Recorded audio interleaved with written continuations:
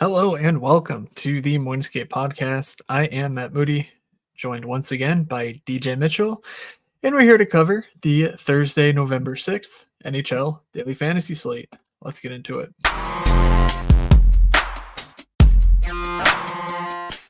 You're saying they're looking like an idiot. Well, is that any different than normal? This is the first time I will admit was unbelievably wrong. DJ, 9 games on Thursday, but first, how was your Tuesday? Yeah, Tuesday night was the perfect encapsulation of my daily fantasy life of playing the Alpha Sharp Rangers. Nobody plays them. They had 25 shots on goal in the first period, proceeded to have 0 goals. I'm like, well, I'm not really feeling 100%. It's 10 o'clock. I'm going to bed now. Missing Cutter Gauthier, bringing my lineup back into min cash land, and the hat trick of a lifetime, really.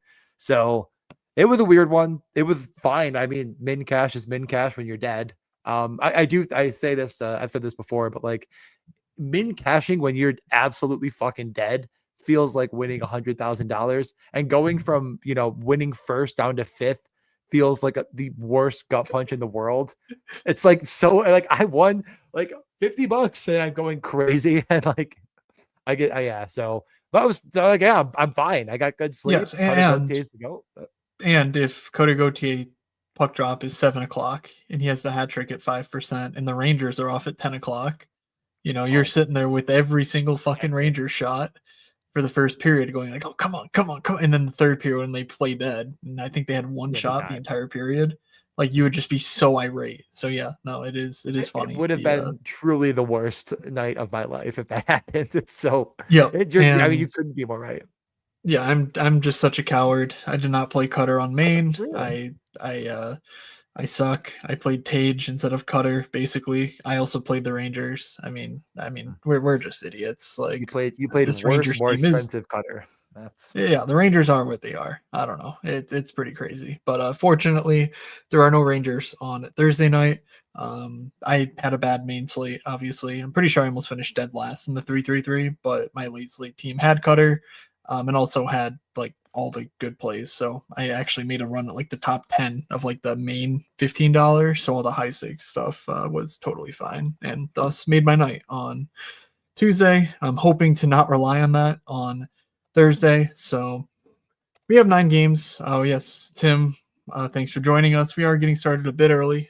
It is one of those DJ has a beer league game during our normal recording window, so we're doing it on the earlier side. Sure. But on a programming note, make sure you subscribe to my newsletter, moods.beehive.com. For the Friday slate, I plan to have a write-up on the newsletter. It's 4 games, pretty decent contests, or at least pretty decent slate, so it should be reasonable enough contests for it. And DJ, I'm around on Saturday, I believe, so maybe we can do our first weekend stream of the season at some point in the next week or two. I think I am. I'll double check on that. That could work. It's a big one, right? I'm pretty sure there's games all day. Yeah. 3, 4, 5, 6, 7, 8, 9, 10, 11. That 13 games. Yeah, I think. Yeah. Let's plan on it for now. Make sure nothing comes up. But I think I'd be around in the morning, afternoon. I'll probably play Friday night and then maybe Saturday night. I don't know. Indeed. So anyway, that's just some programming stuff. If you're on the podcast feed, obviously subscribe to the newsletter, but also on DJ's YouTube channel is where we will do any Saturday content. So just make sure you're over there as well, or in the Discord or on Twitter or whatever, and you'll know. But I just wanted to mention those things off the bat, since I know, people don't necessarily listen to all 90 minutes of each episode. So in order to avoid this one being 90 minutes, let's get into the 9 games here. I have presented for us a look at the slate via... Why can't I? There we go. Via the rainbow sheet. So if you are on the podcast feed, of course, the YouTube feed has some visuals, or this will be posted in the Discord along with more stuff on Thursday evening. So let's see. Rearrange. Looking at some quick items, yeah, Carolina against Minnesota. I mean, Minnesota has continued to allow chances and actually allow goals, also at 5-on-5. So that's going to stand out as a matchup spot. Carolina also getting back Kendre Miller. We've talked about their decor for a while, but that seems to be writing itself. Otherwise, we have Washington against Pittsburgh. Washington on a back-to-back, kind of interesting. Otherwise, in green, we have St. Louis heading into Buffalo on a back to back, Minnesota on the other end of that Carolina matchup, Montreal against New Jersey. Interesting. We'll dig into that. Anaheim and Dallas. That game actually does profile kind of good. Thanks to the Anaheim Ducks. No thanks to the Dallas Stars, who continue to just not play a very appetizing brand of hockey for fantasy. But they have good players. So we'll get into it. Starting things off game by game, Ottawa and Boston. DJ, what are your thoughts here? I mean, attacking the Bruins is something that I'm interested in. It feels like like an exciting idea that we just sort of missed the exciting version of, and now it's this very, very boring team in Boston that's been limiting chances a bit better with not Elias Lindholm but Hampus Lindholm back, and Demidov is more of a shutdown center, it feels like. And just I'm interested in Ottawa. I'm not that interested in Boston at all. I think if it's Ottawa, I'm just probably going with Stützle, Batherson, Sanderson. There's value, I guess, in other options, of course, but that just feels to me like the clear-cut, most cohesive unit to go with. Nick Cousins isn't interesting to me at all. He's just not good and unnecessary. The price feels right. I don't think it'll be very owned. The game just is a bit concerning. I don't think it'll be very high scoring. So what are your thoughts? Yeah, is the score line that it's a 6.5 total? I don't have it up. Also, Ottawa on the road is only a -130 favorite, which is a little bit interesting. Because my kind of perception here is a guy like Jake Sanderson is probably in for little to no ownership, and I actually think there are a number of reasonable options to surround him with, especially Stützle and Batherson, who practiced again with Nick Cousins today, but over the weekend, I think was the last time they played, and it was pretty much double shifting as far as that's all concerned. I'm pretty sure there were some fights and whatnot, but it was basically Stützle, Batherson with whoever for random stretches of the game. You know, Zetterlund got up there. Even Lars Eller for a stretch played with those two. So I think you can go Batherson, Stützle, Sanderson, no problem. And in fact, I think I really like that stack here right off the bat. So you mentioned, you know, the relatively down scoring against the Bruins. It's really in all thanks to their goaltending, which, you know, it is what it is. And Swayman should be good and blah, blah, blah. But Boston defensively has given up chances at the very least. It's, you know, this looks like a bottom 5-ish mark in the league over the last 10 games, which is the majority of their season to this point. So I think I could get behind some Stützle, Sanderson kind of spending up on the Ottawa studs here. But anything else down the lineup stand out? Does Ridley Gregg do anything for you? I mean, the minutes are there. The role is there. It feels like he could do something at some point, maybe. One point in his last 5 games, the shots are bad. It's like, why? What is wrong with him? Yeah, I'm wondering where this nearly 7 expected fantasy point per game number comes from, because he's only at 4.1 actuals. So is that just a you know, expected goals thing where he just had a couple good chances? Is it through actual volume? I would need to look a bit more into that, but he seems to be sticking on this top power play. They've not been productive, but I didn't see any unit changes or anything like that to note. So I think that's just what we're going to get here. And he's playing with Cousins, who we know is a fine player. So I don't hate the idea. I think I prefer to spend the money to get up to Stützle, Batherson, though. Yeah, like Batherson just feels underpriced for what he is, sub 6K. In what I think is a pretty good matchup. So yeah, and I love the Jake Sanderson shout. Like I think that makes a ton of sense. You know, he'll see run with everybody a little bit because he's just gonna have so much usage, but it just feels like Jake Sanderson is out there, you know, a good bit with that top line. So, you know, he'll be out there with everybody though. But yeah, I like it, and the top power play. We can get over to the Boston side though. I mean, I'm not that interested in it, but Pasternak always is of note. Yeah, also of note, the end last game, Fraser Minton was up with Pasternak and Huzintinov. Not what I would have expected. I would have expected to be Geeky and Pasternak that Minton was with, but I don't know if that sticks. Stern was asked about it today and basically said, like, yeah, it was kind of a feel thing. And it's like, okay, well, did you feel Huzintinov with Pasternak? Or, can you maybe feel some Minton Geeky Pasternak action? So I'm keeping a close eye on that. I don't. Did Minton actually do anything for fantasy though last game? Like, is there any reason to think, oh, like it's a smash if he gets there? Let's see. He had an assist, so okay. But he played 16 minutes. I don't know that you can play it without seeing it in like warm up or morning skate or warm ups or whatever. There was an optional skate today, so there were no lines. Or an optional practice, I should say. But keep an eye on that. I mean, we've talked about Minton several times here on the show already, but the next sort of wave of prospects really the only wave right now for Boston in terms of prospects. Their other guys are not really close to the NHL. It feels natural, but go ahead. I'm sorry, but I was gonna say he never touched either power play unit, and they had a pretty good bit of run with the power play, so that's concerning. I mean, he's killing penalties, so blocks bonus, I suppose, is in play at 2,700. I mean, he's flirted with it. He's done it before. If the role gets increased, I'm not saying it literally is something in this space. Like if he hits a blocks bonus, he gets there on his own. But like you'd love to see power play run. You really would like it a lot. Yeah, that would be nice. Yeah, if we don't get it, I don't think he's like a must play for sure. So Victor Arvidsson, the only other name I would mention in the Pasternak discussion. Call them out as being a pretty good play, and I think he scored and had the shots bonus last game. So he was producing pretty well without the top power play job, and then he steps into a top power play role with no Elias Lindholm, and he produced. So 3,800 for Arvidsson is certainly too cheap.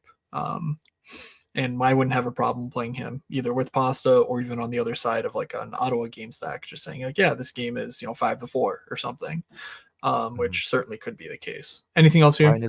Linus Ullmark revenge narrative. They're going to get 0. We can move on. Oh, and Jeremy Swayman too against his buddy.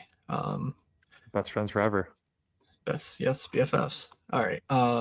St. Louis heads in to Buffalo. They've yet to drop the puck on their game in Washington. So I don't actually see lines, but I'm fairly confident that this was the setup they were going to run in tonight's game. So Bushnevich, Thomas, Snuggerud, Shen, Suter, Kairu, Holloway, Dvorsky, Sundqvist, and then Toropchenko, Bukestad, Walker.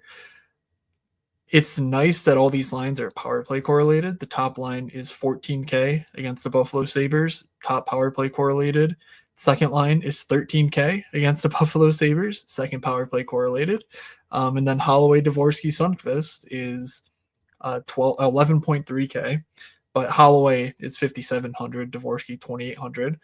They're on different power play units one another, but it's no secret. I know someone in the chat last show was like, oh, Moods played Dvorsky. Like, I don't think it's a secret that I love my prospects. And Dvorsky got called up, immediately placed on the top power play across from Snuggerud, with Thomas trying to feed both of them, basically. So I really like Dvorsky's setup here at just 2,800. He's got like a really good prospect pedigree. He produced in the AHL last year at just 19, and is one of the better prospects in all of hockey. So I'm pretty into Dvorsky at 2,800 on a back-to-back. Got to see what happens in this game. But that's where my initial interest lies. And then Snuggerud next to Thomas feels like a smash because, Thomas is a passer. But that wasn't the case last game, DJ, as you may be able to attest to. So what are your thoughts here? No, I mean, I think Snuggerud is a good play. I think Dvorsky is a good play. I mean, it's a back-to-back, but like the prices are so good and the roles are so good. And I think Snuggerud could be more of a rate shooter, and the sports books were not pricing him that way, so I went right back to it. Even though he got 0 last game, it's kind of one of those things where it's like, fool me once, it doesn't mean that I'm wrong. So I'm going to say I'm right next time, because I'm smarter than the sports books are. Yeah, Yeah. what are your? I mean, Dvorsky, I feel like I don't know enough about. Like, it's a little bit tougher. A guy playing overseas. Like, do you see him as a rate shooter? Yeah, statistically at least, he looks this case. I was looking to see Scott Wheeler if there was like a punctual an accent mark. There we go, somewhere in Dvorsky's name that might be making him not show up on Wheeler's list. But um, yeah, let me just pull up the Wheeler profile that I was looking at the other day. So while we get to Buffalo, why don't we get to Buffalo when before that? Because otherwise, I'm not playing a defenseman here. I think we've seen enough from St. Yeah, Louis they're all defensemen. bad. Just you don't need to on this big of a slate. And I like Kyrou. Shen and Suter are gonna feed him, but ultimately, I think I'd rather just play Holloway since I'm gonna play Dvorsky Yeah. anyway, and just say I mean, power play. Kyrou is more expensive than Batherson. Like, I just Yeah. think that's wrong. So why split hairs? Yeah, we can go over to Buffalo. I mean, it's not exactly the lineup you have here. I do Yes, believe there that be is some correct. changes. They revamped a bunch today. So why don't you Let's. do you know what that was? It was Tage Thompson, Alex Tuck, Ryan McLeod. So McLeod centering Thompson and Tuck, Roseanne, Oslin, Quinn, Greenway, Krebs, Doan, Malenstein, Kozak, Dunn. Yeah, so Noah Osland with Jack Quinn, you Roseanne and said? Quinn. And then I don't really care about the bottom six. Basically, none of the fun guys are in the bottom six, which Doan is on fine. the bottom six. Okay, whatever. Josh Doan, great. People literally Doan is like 10% every single night. So I just sure. Yeah. Go ahead. Have at it, slappies. He's with Greenway and I forgot the other guy. Krebs, I think. It's Krebs. Yeah, hold on. Greenway and Krebs. Not great. The power play here is, unless there's new information, should be Tage, Quinn, Roseanne, Darlene, and Doan. So, yeah, McLeod, Tuck, Thompson instead of McLeod, Tuck, Doan has sort of been like their minute eating line. I like Ryan McLeod. I like Tage Thompson. So maybe just play Tage, but yeah, I don't know. Any thoughts on like an Alex Tuck here at 6K, given what he's output as well, despite not being top power play? I mean, I think if you're like, I might play Tage and McLeod, like I think I just push the chips in the table and take Alex Tuck and throw him on there. I mean, he's a former 30 goal scorer and he's going to be up on the top line, getting a ton of minutes. He'll be out there for any empty net opportunities. He's definitely won to score those as well. So you think the Sabres are going to win and you like that line. I think I go all the way. There's tons of value here as well, but the top line is certainly the starting point. The Blues have not been fantastic. They've given up a lot of goals. Their defense isn't great. Their goaltending has been bad. So everything kind of lines up with the back-to-back as well for the Blues that the Sabres could be in play. It's another 6.5. The Sabres are home favorites, so I don't think it's going to get overlooked. But is it not getting overlooked mean that either Roseanne will see a ton of ownership? I mean, he's been fantastic. He is an offensive dynamite. He's on the top power play for a reason because that is his role. He's playing with Austin and Jack Quinn. Those guys are offensive minded. I worry a little bit about usage if they get a lead. Like we'll probably see Greenway, Krebs, and Doan come over the board a bit more because that line is just very clearly a better defensive line. But yeah, I think Rasmus Dahlin is also just like minorly underpriced at 6,300. It's nothing crazy. I'm not going to go to bat for it too hard, but I do think if you're playing Buffalo, it makes a lot of sense. Like the rates have been good. The scoring just hasn't been there. So he hasn't, nuked any slates yet. I don't think he has a single goal. Could be wrong about that, but I don't think he scored. The one thing about the usage is that this fourth line, with all the injuries and illnesses the Sabres are dealing with right now, is not seeing any time on ice. So I think that means like you're pretty safe with like the Oslin Roseanne pairing. Like it's not like they have 11 minutes in the range of outcomes, barring something crazy. Because Geertsen, Dunn, Malenstein all played sub 9 minutes last game. Geertsen only played 4. So like they're just not playing like that. That's kind of like they're there to be on the bench in case of injury, but otherwise, like you're seeing, these three lines just rotate, and I don't think that shifts even if the Sabres are up by a goal or whatever. Like I just think these guys are not that good, and that's the case because they're not NHL players. Like it's fine. Like they don't need to be when there's 4 injuries, in the Sabres locker room right now. Like whatever. Yeah, I mean, So I'm just gonna name the 5 players in order, just kind of like where they around Rasmus Dahlin and shot attempts on the year. You have Eichel, Kempe, Kaprizov, Forsberg, Hagel, and like Dahlin's just right in the middle of them. I mean, like the rates are fantastic with him, and like I definitely like him a lot. And I like you're saying, like the usage is going to flow through those guys. Does Dahlin's usage worry you at all though, just because of the defense minutes getting spread out a bit more with the depth kind of being there? yeah, I mean, I would love to see, a guy like Connor Timmins drop to like 14 before I'm like, yeah, Darlene's the alpha here, but Darlene's clearly the alpha here. I Yeah, don't have a concern 24, with 20. it given like, I mean, he's still going to get his 24, 25 minutes a night. Yeah. But yeah, I don't think he's like, I would say I still like Jake Sanderson a bit more for the same price, just given everything. I don't think St. Louis is a fun team to stack against necessarily. And if their goalies shit the bed, then guess what? You're going to want to just stack up the Sabres. Like that's really the only way you've been winning against St. Louis is just by, a bunch of goals. You're not getting there on volume, basically. Mm-hmm. Revisiting St. Louis for just a second, because I pulled up the scouting report basically from Corey Pronman, who again is sort of just the guy that I read all of his stuff at the Athletic and sort of use him as a launching off point before checking, elite prospects or Scott Wheeler or whatever. Skating below average, puck skills above average, sense compete average, shot high end, and high end is the highest he goes. The 20-80 scale. He says I think it's a 75 or 80. Dvorsky had a successful season being a top player for his AHL team in Springfield as a 19-year-old. He previously had his struggles versus men in Sweden at 18, so it was great to see him develop. He's very talented offensively, has a high skill level, and is high end at breaking down opponents one-on-one. He sees the ice well and has a clear NHL shot, making him a constant threat to score goals from the perimeter.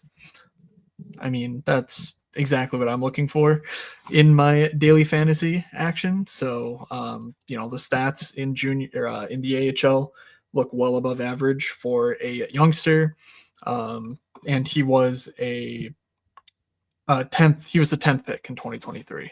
I don't know again why this isn't updated, but there's something going on in my scraping that doesn't catch the draft pick. But anyway, he's a top 10 pick and he's really, really good. And he's here now. So I'm willing to buy it on Dvorsky. Let's head over though to Minnesota, Carolina. Fine. Minnesota, Carolina. Carolina looked absolutely abysmal against the Rangers. They looked like they were going to get their doors caved in. They didn't. Now, when you play Minnesota, on the other hand, and you look like their doors are going to get caved in, they almost always do. The goaltending in Minnesota has been bad. The defense hasn't been fantastic in front of the goaltending. And as we've already mentioned, Carolina has really not looked great lately. They have not the old Carolina because there's no Jacob Slavin. There's really multiple defensemen out. Will they be getting them back sooner or later? Yeah, probably soon. Like it doesn't seem like Keandre Miller and Gossip are out forever, but I don't believe they'll be back for this one. At least nothing would indicate that at this time. So I think both sides are interesting. It is 6.5. Almost every game on the slate is 6.5. And Minnesota, after being uber chalk, I don't think getting there at all. Did they even get remotely there? Kaprizov had a point or two, but the answer is no. Correct. I don't know how many people are going to be that interested in going back to them. At Carolina, it just doesn't feel like a good matchup, and that's kind of when I like to jump in. So, are you with me potentially going to the road dog Minnesota Wild? No, I am not. Carolina, I mean, they're getting Keandre Miller back, so I'm just and what we saw with the Rangers, like I'm not playing this Minnesota side. They're too expensive for that kind of speculation. I think like I'm okay to play them at ownership in better matchups because like the combinations are there and you can play Tarasenko or whatever. But now even Jared Spurgeon's 4,300 instead of 3,600.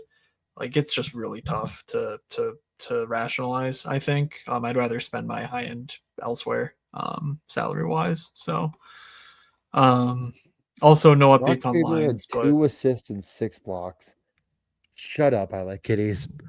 Brock Faber didn't. Why does he get there every night? because he's the greatest player in NHL history, DJ. I don't know. I don't know what else there is to Okay, say. that's my mistake. Thank you. Are we when do we start talking about Brock Faber being good for daily fantasy?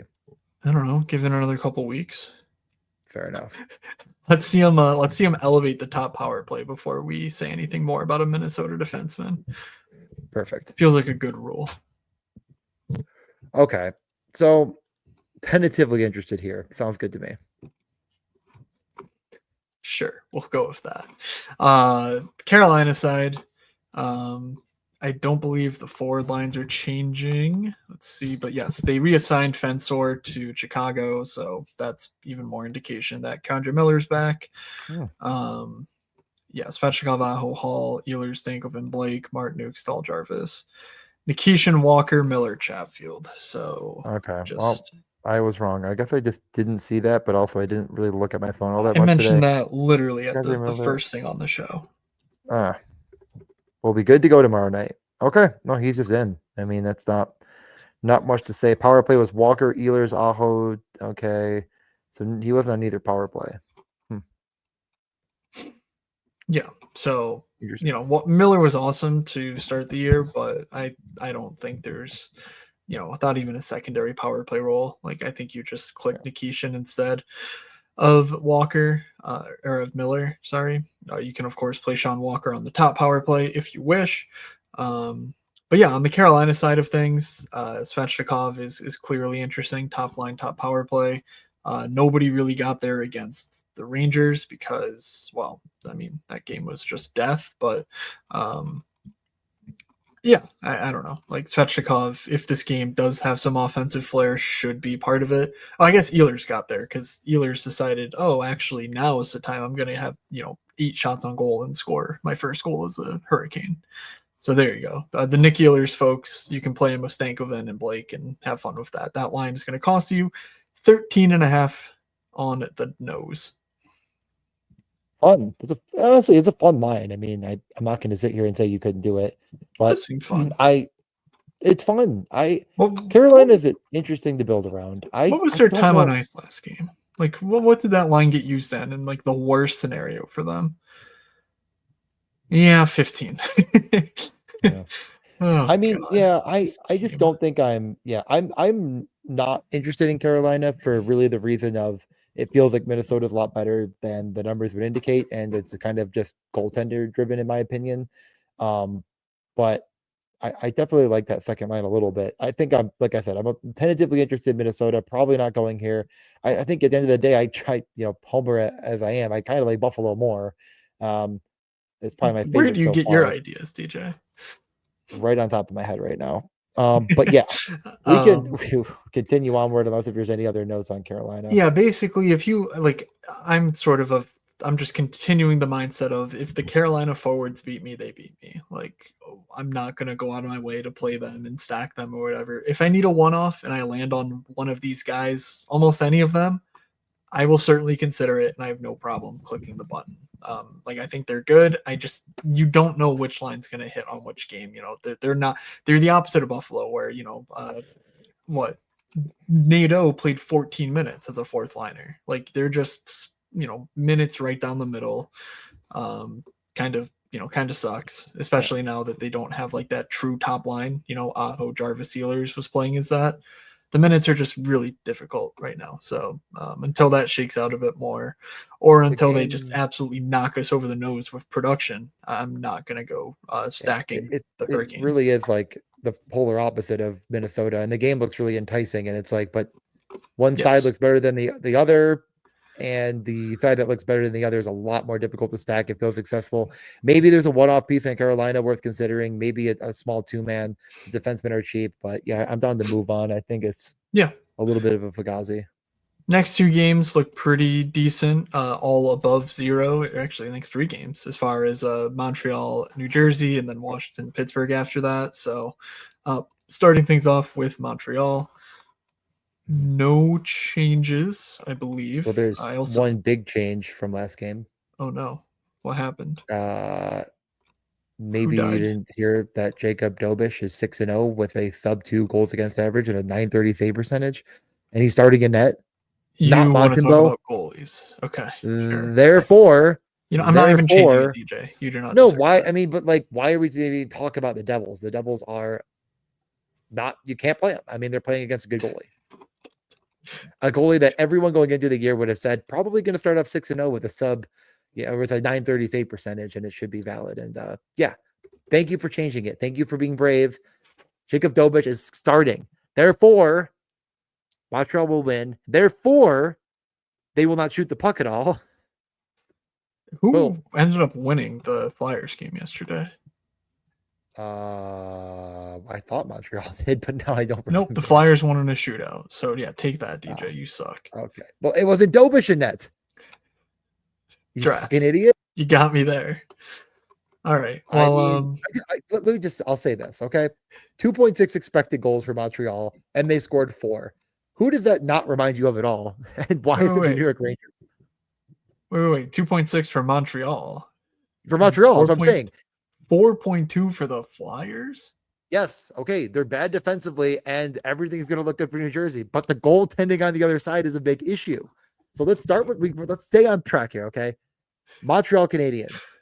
Okay, that's what we're talking about right now. They don't shoot. Okay, we'll get the Philly later. Thank you.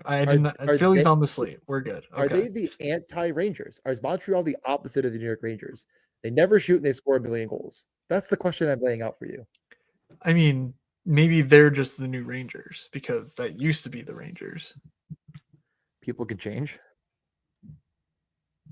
So that's what I'm going with. Demidov 4K though, top power play seems nuts. I'm pretty sure that price is lower than the last time we saw him.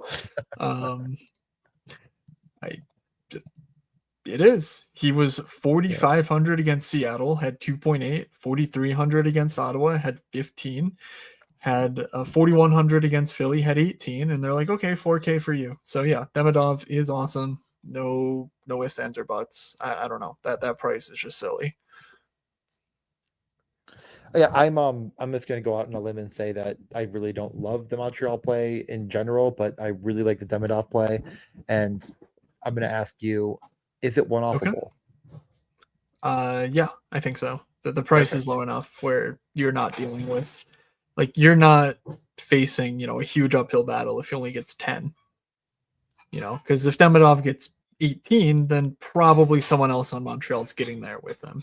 But I just don't think that's happening here. So we can skip right over the Devils, like I said. Yeah. They play a good goalie. What's the point? They play a guy who wears pads and stands in the net. So therefore you cannot play the New Jersey Devils. Seeing if there's anything else here. Nason Hughes Bratt. My God, how long has it been since these guys have been on a slate? Nason Hughes Bratt. Since they played the Ducks. November 2nd.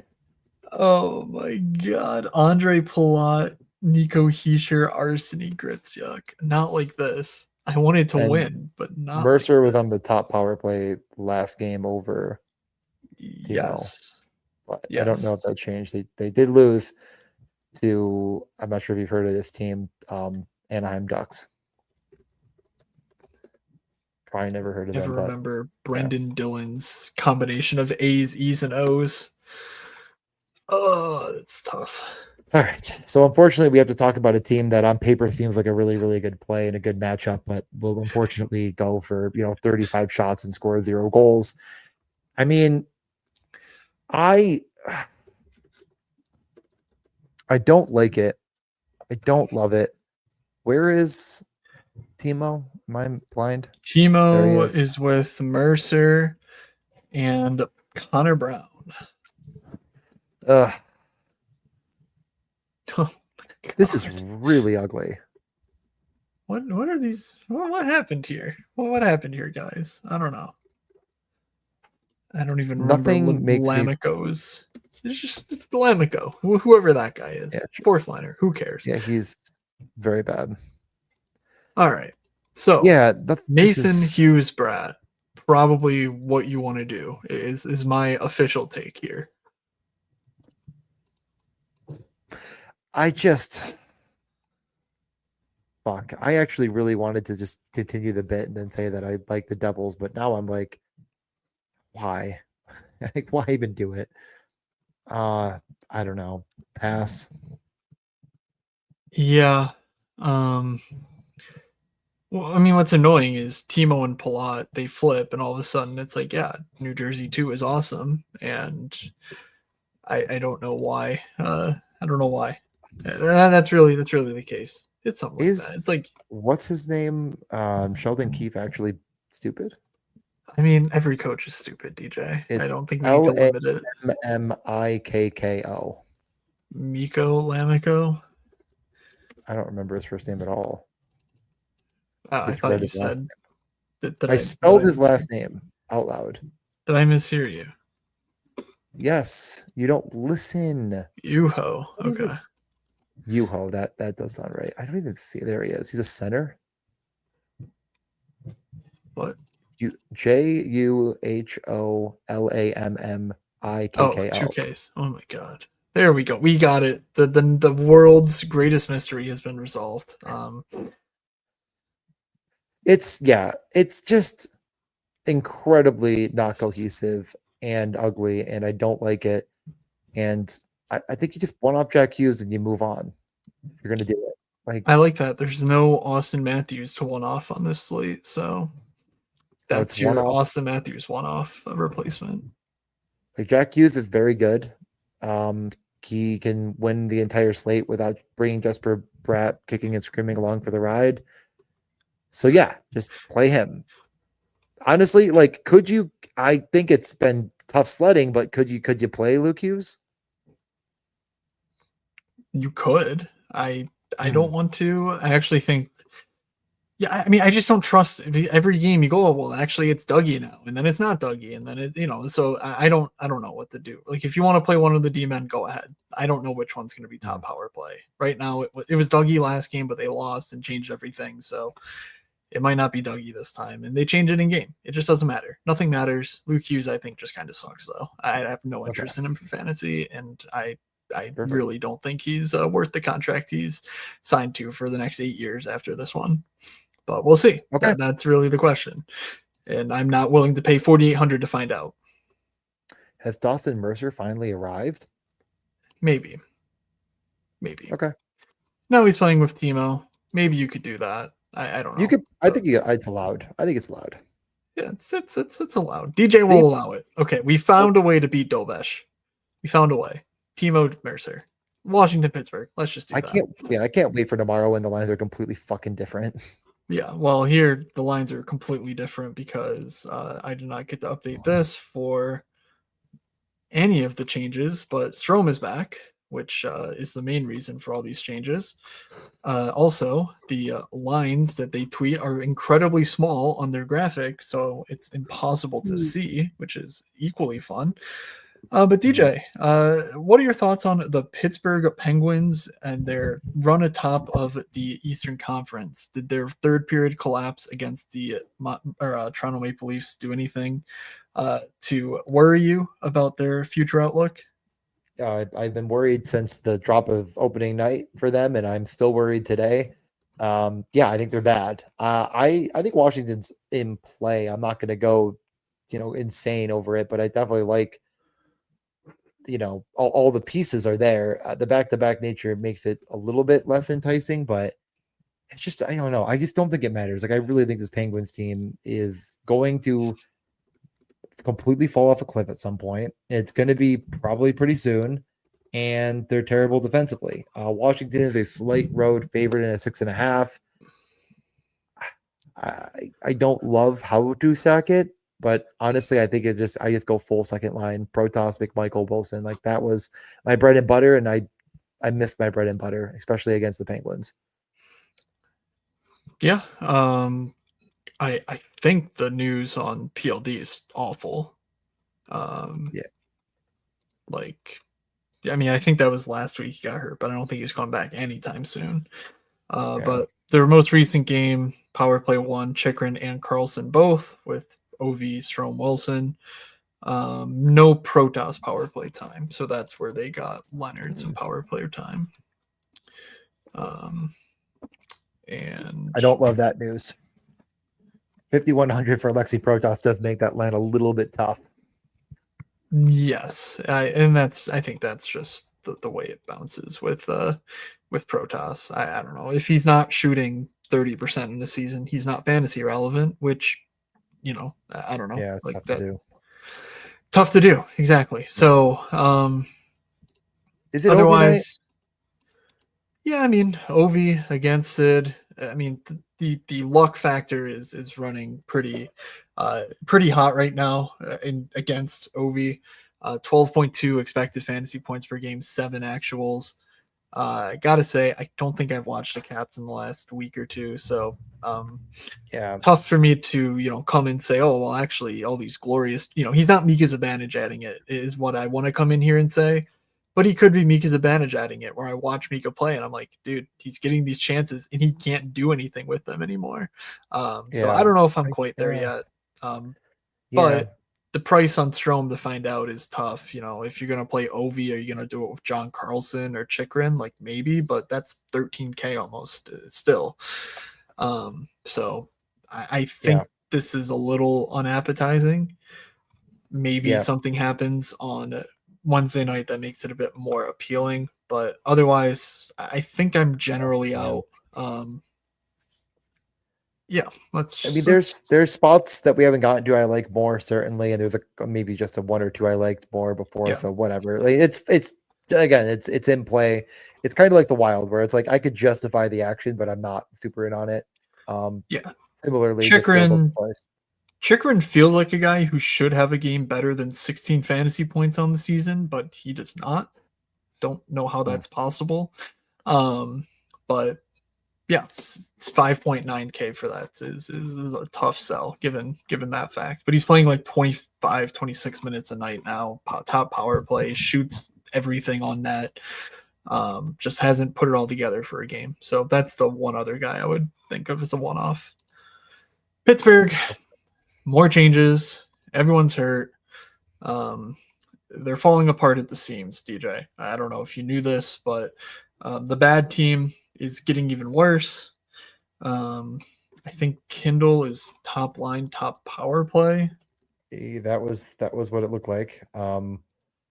Yep. I mean, 7 shots on goal, 2 goals last game after, I bet him to score, I believe, the game before. 1 on the top power play, 1 on the second line with Koivunen and Novak. But like we're saying, it looks like he is going to get the bump. He just seems to be the guy with Crosby, Malkin, and Rust now, sort of along for that. Like he's going to get all the run. He's going to be out there as much as they can put him out there. Erik Karlsson is playing a ton of minutes. Like you're kind of seeing this very cohesive Penguins. Like the vacuum of minutes and opportunity is very concentrated between a few guys against a back-to-back team, albeit a good one. I still think there's something here. It just feels a little expensive. Like Kindle's a huge savings to stack in that mix. Like, do you think this gets at all chalky? No. Cool. I don't think so. I mean, they're at home, so back to back. I guess it's possible. Kindle has been pretty solid. It's how much? I don't know. I don't know. DJ, what do you think? I truly do not know. What do you think about the top line of Pittsburgh? Just they are 17K flat, top power play. I think it's not donkey chalk. I think it could be like Simbro chalk. Is that insane to think? Like the chalk. Like I could see the Sims jamming this in. Like look at those, expected fantasy points or like I said, more the actual fantasy points and the savings you're getting. Like I don't know. I could see this getting a little bit of steam. That's my point. I don't think the donkeys out there, the phone shitter bros are going to be like playing the Penguins against Washington. Like that's not the theory here. It's does this actually look like a much better play? to the models. I don't know. Maybe I'm just making something up, but it doesn't scream chalk to me. Like there's a couple spots that scream chalk to me, and this isn't one of them. All right. Yeah. Otherwise, I mean, Gino loses Brazo, so Novak and Mantha. Can Gino keep up his insane pace he's on? That's 6 power Seems, play 1 guys. yeah. Mantha should be power play 2, and I don't know. Maybe Danton Heinen comes off. Sure, whatever. That's the only other, Malkin Mantha has actually looked good. Can Novak be something like Brazo, like help them? I don't know. It's hard to say what's been making them good. But I think Washington is pretty deep. You got to pick on their middle. Like, I don't think anything like that to pick on their middle pair or middle six. So I don't have much interest in Gino outside of just adding him on to power play stacks. I mean, I'm not planning on playing it. We can move on. It's that is what they're doing, and that's how you play it. Don't play it. The best team in the league, and if we missed the comment earlier, let's pull it back up right now. Tua did admit that he was wrong about saying the Ducks were going to suck against Florida. They did put up a touchdown. Cutter Gauthier went absolutely nuclear on them. Does that, parlay into this game? Are people still going to ape back in on the unbeatable Anaheim Ducks? I doubt it. Yeah, I doubt it. It's not like I just don't think their team total is going to move that much as a result of this, and the price will just continue to go up. So yeah, it's a 6.5. They're plus 160 road dogs and a minus 192 stars, and that was going to lead me to where I think a lot of the phone shitter bro chalk is coming from, and that's the stars. Like the huge total, the concentration of power play 1. We'll get to all of it in a second, but like that's I think the clear cut chalk of the night is Dallas, and like I'm not saying that you need to gain leverage by playing Anaheim. I still think Cutter Gauthier is like underpriced. Like I'm not saying it's insanely underpriced. It's a little bit underpriced, but I don't know. I don't think I'm going to the Ducks, to be honest. I really do respect the Stars. I think they're one of the best teams, if not, the best team in the league. They're in the top 5. It feels also just like the top line for Anaheim is just not what my jam. How, like, I'm playing Cutter if I'm playing the Ducks. It's just the way it's going to be. How do you play Cutter successfully? Like, Mason hasn't looked great. Seneca is fine, but I don't know if there's anything here that I'm like, I have to stack. So like, is it just Cutter or bust? I honestly kind of feel like we might be at the point where it's Leo or bust. The guy got tossed with like 15 minutes to go in the game and played 17 minutes. Like, I don't know. Leo has looked incredible. Obviously, Cutter is a play. But he's a guy. Yeah, if you're truly stacking Anaheim, it's Leo or bust, in my opinion. And you can play Cutter with that, of course. I like Cutter as a one-off for sure, but I don't think this shapes up as the most appetizing game. Dallas just been trying to put teams to sleep. It seems like Rube Hintz might be good to go. He worked in practice today with Johnston and Robertson, but Miko was not in practice. So was that a thing where they're saying, oh, well, he's going to sub in and Miko just gets a maintenance day, and Rube's not ready yet? I don't know. So let me scroll here, but otherwise I do not expect me to be that interested in Anaheim as a result. It's very clearly just Cutter, Leo. That's it. Well, you're just gonna one off Jackson Lacombe and he'll move on. Wow. Take it back. I don't think so. No. 5,300 Jackson Lacombe. He has 5 points in 12 games. The shots and blocks numbers aren't even that. Like, how is he so expensive and only getting more expensive? Who is driving this price? Is it you, DJ? It's me. Like, Roman Yoti isn't playing. That means that there are 8 defensemen more expensive than him? 9? Yeah.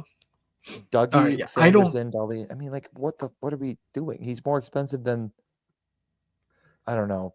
Actually, really, there's not that many good defensemen on this slate. Okay, well, but in still, any case, I Dallas. don't see anything from the coach on Rupe Hintz. There's like this video that I could watch, and maybe they'll say something interesting from Golitzin, but I tend to think that I just don't think they're going into this game with Steele, Sagan, Rantanen, and Robertson, Hintz, Johnston.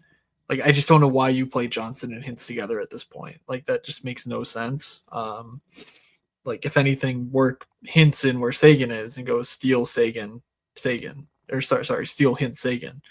So I don't think Rupe Hintz is back yet. He's wearing like this weird tinted visor in practice. Like, it doesn't strike me as like the most he's back that the world has ever seen. I'll just go with that. So keep an eye on it. I think that's actually pretty important. Like,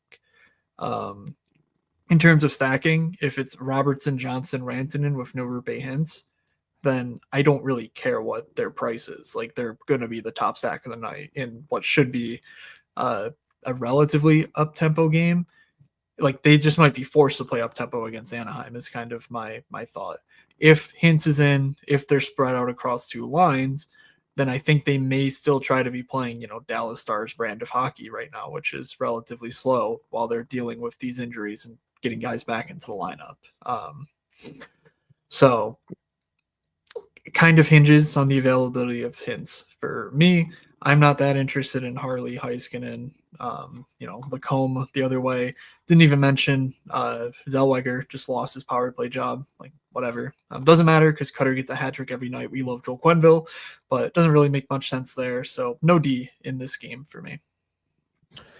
Yeah, there you go. Yeah, I think it's donkey chalk, and I'm not going to play the donkey chalk. I sniffed it out from a mile away. That doesn't mean I have to play it. Top line will be chalk.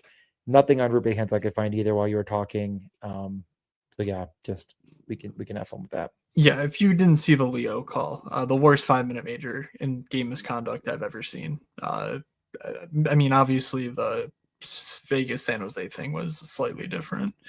But man, just wild stuff. Philly and Nashville. Let's roll through these final few games. Yep. Philly shouldn't be changing anything. Cam York went crazy last game. Zegras continues to go nuts. They ran an interesting 5-on-3 power play unit that does not look like either of these, so that's interesting. Was it just Dvorak for Zegras? It was. I think it was. I'm trying to picture it now, but it was either Dvorak or Couturier off for Zegras.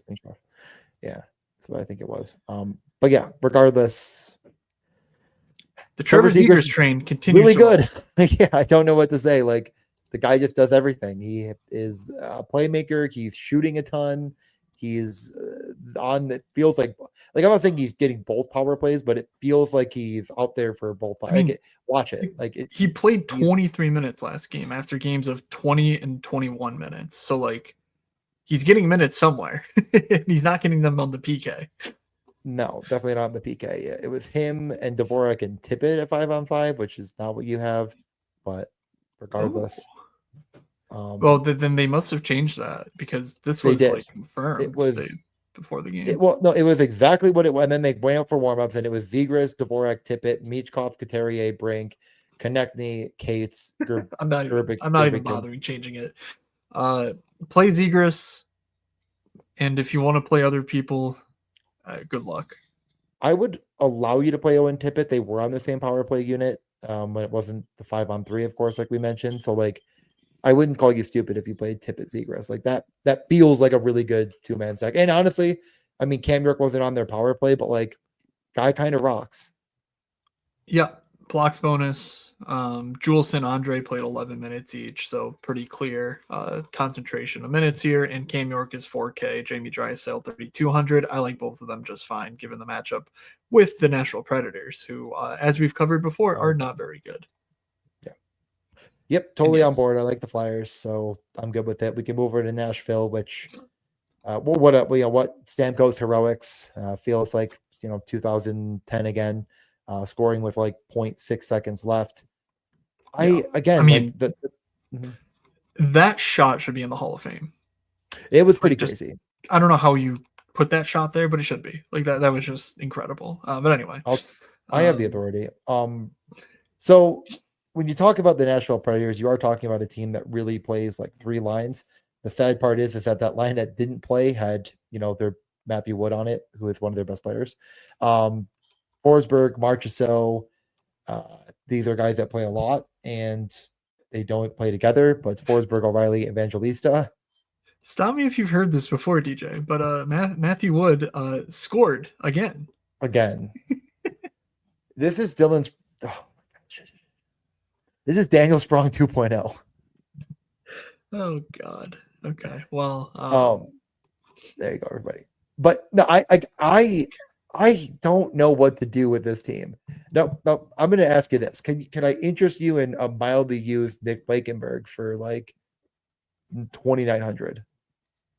I feel like I just want to see him take over Shea on the top power play before I go, oh, well, He's like, playing I get it. If you want to 22 play minutes. Blankenberg with Stamkos or something, like, the value's there. Like, I do not hate Steven Stamkos on this slate. Like, I think the 4K options are relatively thin.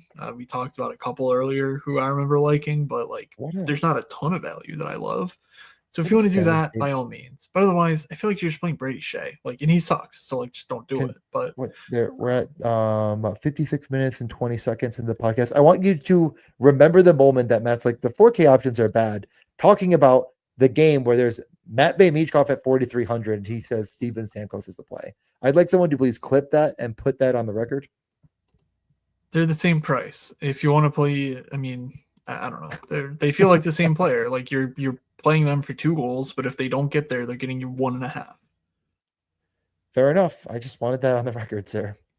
Okay. I mean, at some point, like when Trevor Zegras is playing like this, like, yeah, they're not going to build the team around Michkov. I don't know what to tell you. I did not expect that whatsoever. And then if anyone did, then I hope they have a healthy dose of Trevor Zegras and Best Puck because my God, was he not going in drafts? No, he was not. I have a handful. But no one's here to listen to me talk about my best Puck exposures. We can move on.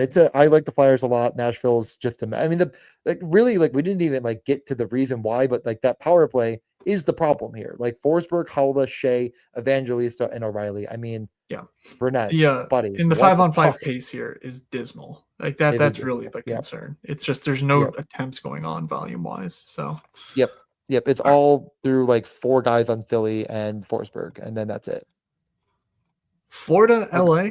I mean, I think Florida is just playing a lot of games that are fun because they have to, because they kind of stink. I don't really know. Can't really sugarcoat it much better than that. But Florida, for Hagee, Rodriguez, Reinhart, last game we're not going to learn anything from because Rodriguez got hurt and left and then came back and whatever.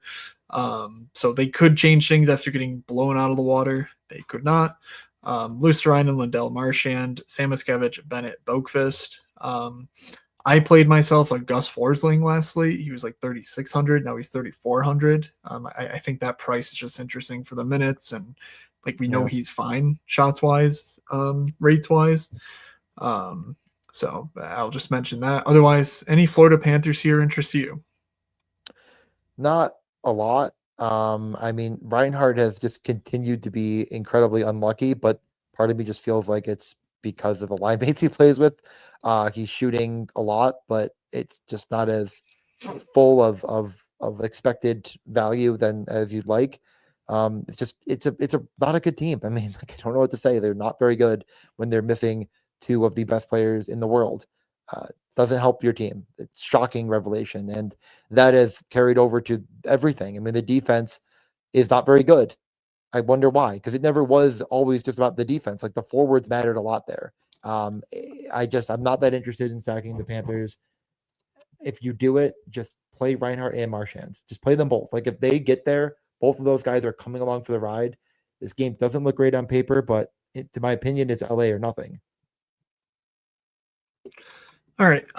Mackey is doing Mackey things. 10.7 expected fantasy points. That's 3rd on the team after Reinhart and Marchand, who are each over 2,000 more than him. So, I mean, yeah, that's all fine. And they're all in the top power play together. So if you want to do that, by all means, like play Mackey with a Reinhardt or a Marchand. I have no problem with that. But otherwise, yeah, the LA side here is more interesting to me. I mean, this team runs through Fiala and Kempe offensively, so that's cool. But Armia, Kopitar, Kempe, they looked really good to my eye in that game against Winnipeg. I mean, Armia, I just think is a flat out better player than Kuzmenko, and you don't need to try to feed him backdoor tap-ins or whatever. Like, you can just let Kempe shoot, and Kempe will score because he's awesome. Kuzmenko goes down to Byfield and Fiala. Of course, I don't love that stacking wise, but the line's going to cost you less than 15K, and they're going to get cherry picked matchups against, Sam Bennett, who stinks, right? I mean, I think he just stinks, but certainly right now he stinks. So sub 15K, all guys who are used offensively, can't really dispute that, even though Kuzmenko lost his power play job to Corey Perry. And then the third line, more Deneau Laferriere. Like, they're probably eating they're eating one of the top two matchups, and probably that Reinhardt line, which I don't love. It was Laferriere and Kuzmenko swapped. Really? Deneau, Okay. more Kuzmenko, and then it was Laferriere and Fiala Byfield. Yep.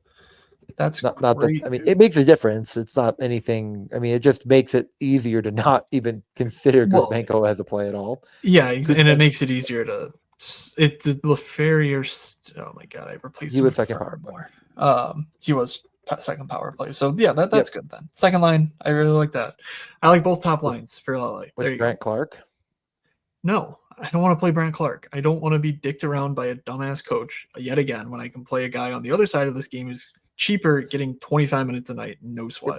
It was quite funny that we're like, this is exactly what's going to happen. If they're winning, he's not going to play. They win 3-0. He plays 14 minutes again. Yeah, it is. Who knew? So stupid. Can they please get punished? Can someone come over there and punish them, please? Can it be Florida? Has to be you, Fine, DJ. Florida. Tweet at them. You're right. I didn't tweet enough about it. Yeah, I love that second line. I think that's one of my favorite plays. Like, the depth here in Florida is non-existent, and Kopitar is going to be able to go out there against one of the top two lines, if not either. Deneau will be able to go against the other one of the top two lines. So that Byfield line should get really, really soft matchups. Yeah, Byfield's been fine too. It's like he's exactly what we thought he was, and he's not scoring like I hoped he would. Yeah, I do just want to note that Kopitar is getting like nothing to show for what he's doing right now, which isn't a ton, but like, he's a guy who can get you a blocks bonus, which of course matters. His price is falling like a rock, and the expected fantasy points are there. He's not doing it with 6 shot attempts a night, so you're really hoping that he cashes in on limited chances. But again, he adds something as far as block shots, and he's going to get the time on ice. And again, I like Armia. He won't take up offensive usage. So Kopitar, Kempe, mixing in a Byfield or Fiala or even a Laferriere, I think could make sense just for a lineup purpose. Or Corey Perry. I don't even hate Perry. Perry's been very good here. I don't know. There's not much else to say. He knows his job and he does it well. You love that. You love guys that do their job and do it well. We can move to our final game of the night. Perfect. Tampa, Vegas, 10 o'clock. The showdown, hoedown. I'm calling it. Tampa Bay, Hagel, been unbelievable. Up with Point and Kucherov. Gensel, been really good on the second line with Cirelli and probably nobody because Curtis Douglas doesn't play. The rest of the players, who cares? Matt, you playing Tampa? Nah, I'm good. Yeah, me too. I'm pretty set on the old Tampa experience here. 3-2 game against Colorado. Kucherov played sub 20 minutes somehow. Didn't even know that was possible. Doesn't seem like a good idea. Yeah. So Zemgus Girgensons played 15 minutes. Doesn't seem like a good idea. I don't know. So yeah, that won't help. Yeah. So they won 11-7 because Curtis Douglas didn't need to fight anybody, but now they play against Keegan Colasar, so maybe he'll play. I don't know. Oh, good point. Maybe that could be. Who knows? I have no idea what Tampa's doing ever. It's kind of the moral of the story. And Yeah, Hagel, Kucherov, if you want to play them, fine. But I think Vegas is awesome. Vegas shut out Detroit, kind of like held them off of a stiff arm and teased them while doing it. Like it didn't even look like Detroit was trying to score.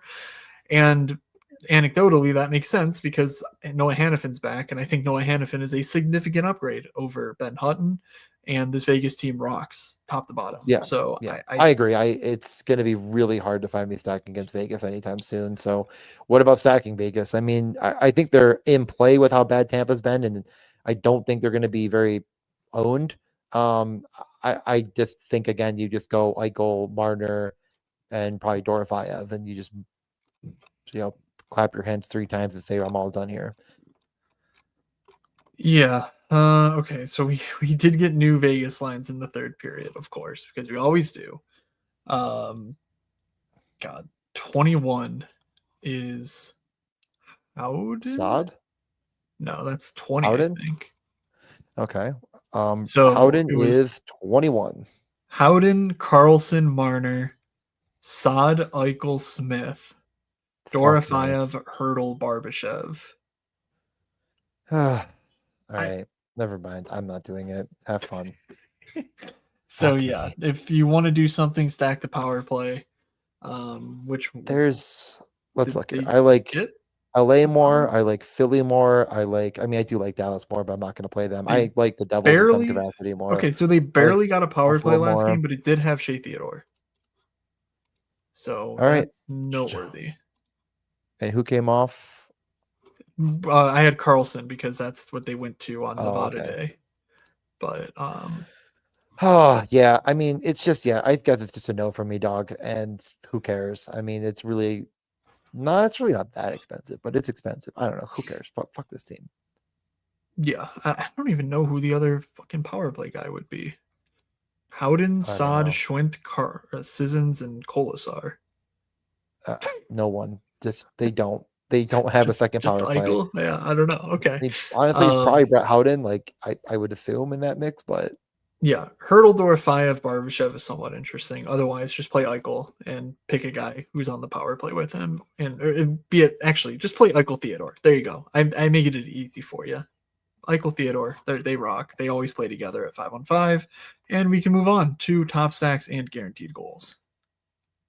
yeah, sorry. I don't know why it was just like bothering me for some reason that wait, who Cole? Do you have the Cole wrong on Vegas? Cole Schmidt. Oh yeah, maybe. Cole Reinhardt. Cole Reinhardt, yes, that's right. Yeah, with a D. Okay, I was gonna say I saw that and I was like, that guy plays for Florida. Not that it really matters, but sorry, I was just verifying that I was not losing my mind for a second there. Fixed it. Really one of the most embarrassing things I've ever done. Actually, I don't think it's Cole Schmidt. I think it's Cole Reinhardt. Everyone just said, "Fuck, shut the fuck up, fuck you." Oh God. That might be the most virgin coded thing I've ever done in my entire life. That might be, and there are plenty of in a world full of them. Yes. Oh man. Okay. Well, now we got to talk about top stacks and guaranteed goals. I mean, I think when the cards turn over, I'm gonna have Buffalo 1 and LA 2. So there you go.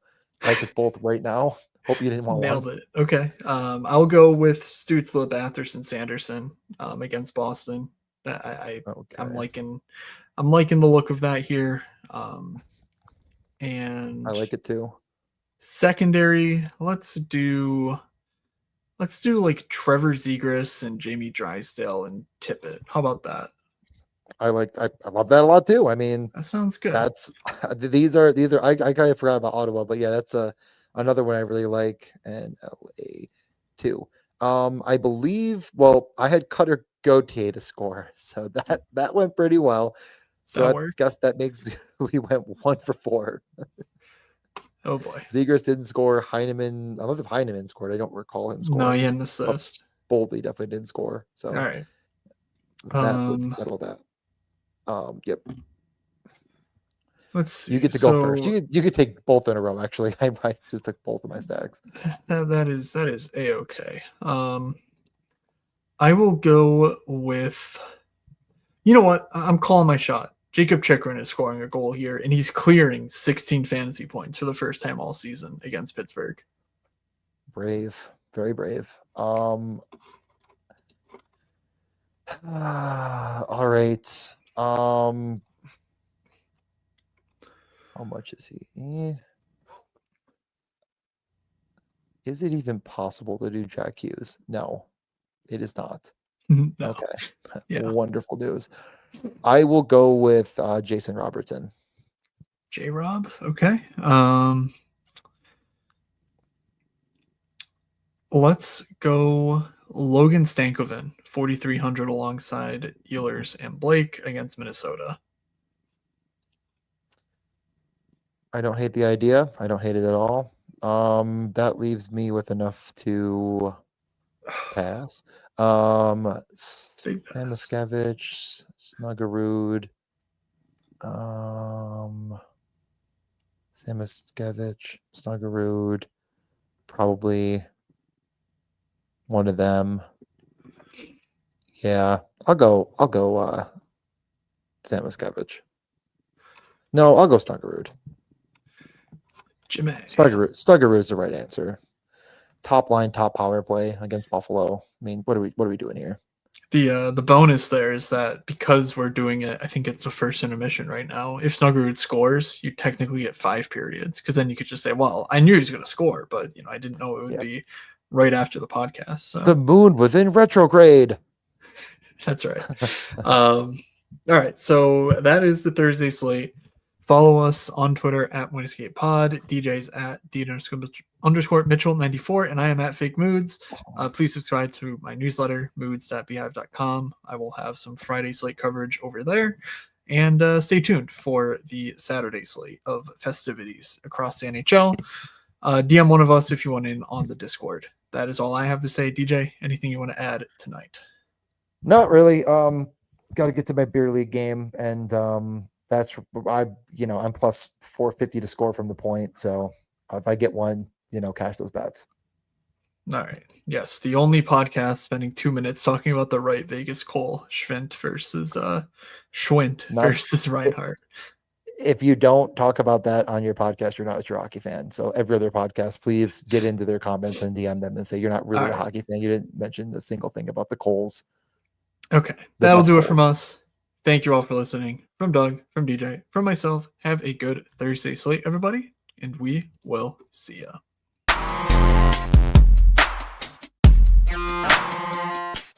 You're saying they're looking like an idiot. Well, is that any different than normal? This is the first time I will admit was unbelievably wrong.